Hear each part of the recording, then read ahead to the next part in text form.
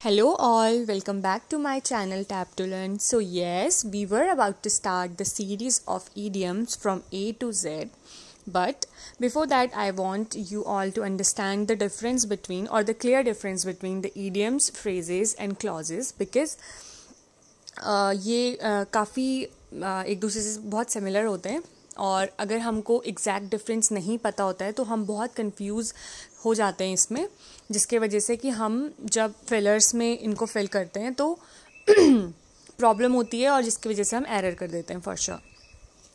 तो हम obviously discuss करेंगे idioms, all the types of idioms that we could cover, phrases भी डिस्कस करेंगे, लेकिन उससे पहले हम ये समझेंगे कि ये होते क्या हैं और इनको हम कैसे यूज़ करते हैं। So the first one is idiom. Idiom को हिंदी में मुहावरा कहते हैं। Idiom is a group of words that gives different meaning than that of the literal meaning of words. And idiom is a phrase also. Okay, तो पहले हम समझते हैं कि ईडियम्स होते क्या हैं। तो ईडियम एक ग्रुप ऑफ वर्ड्स होते हैं जो कि बहुत अलग मीनिंग देते हैं than that of the literal meaning जो कि उनके जो वर्ड्स होते हैं उनसे निकलती है। फॉर एग्जाम्पल, हम एग्जाम्पल से ज़्यादा अच्छे से समझते हैं।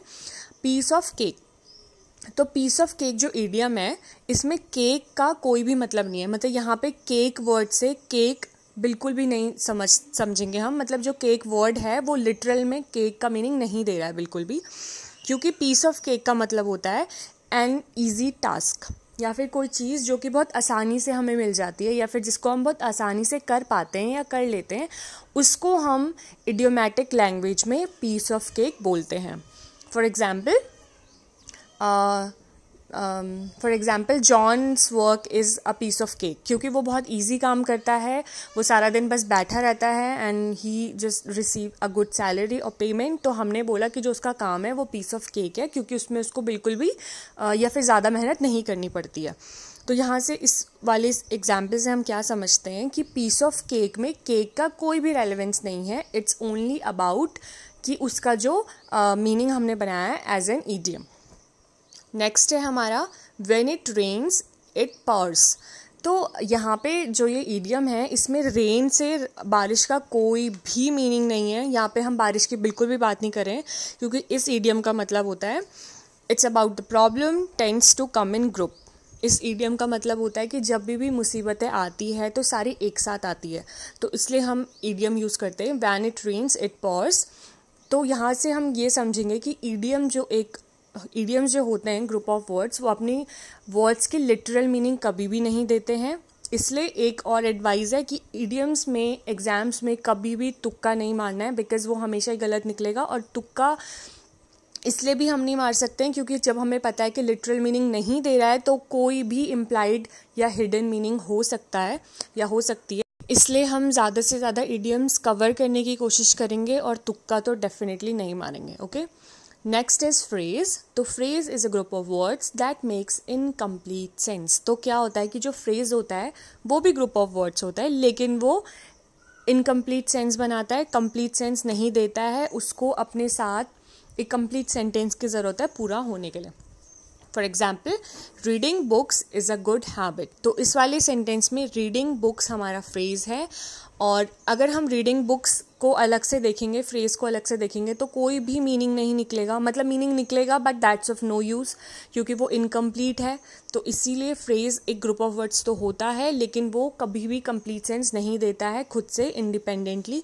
तो उसको एक सेंटेंस में होना बहुत ज़रूरी है, प्रॉपर सेंटेंस में होना बहुत ज़रूरी है to give a complete sense. Next example लेते हैं, the baby cries very loudly. तो यहाँ पे very loudly is our phrase, लेकिन हमें पता है अकेले में वो कोई भी सेंस नहीं दे रहा है। Very loudly, what is very loudly, we don't know, we need a complete sentence to have it sense. Third one we have clause.